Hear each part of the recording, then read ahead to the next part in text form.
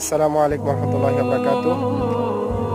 আসলে সকলের জীবনে কিছু কিছু ডিফারেন্ট আপনার প্রতিভা থাকে এবং ডিফারেন্ট কিছু ইচ্ছা থাকে, যেগুলো অনেকের পূরণ হয়, অনেকের পূরণ হয় না। যাদের ইচ্ছা শক্তি অনেক বেশি থাকে, যারা তাদের ইচ্ছা শক্তিকে পূর্ণ করার জন্য পূর্ণ দমে মাঠে নেমে যায়, আল্লাহ তাআলা তাদেরকে সফল করে। এটাই হলো আল্লাহ তাআলার বিধান। আস-সাঈমিন ওয়াল ইতমামু মিনাল্লাহ। তো আমি চেষ্টা করেছি, আলহামদুলিল্লাহ আমি পরিপূর্ণ চেষ্টা করেছি যে শেখ আহমেদ বিন ইউসুফ আল আজহারি সাহেবের কাছে পড়ার জন্য।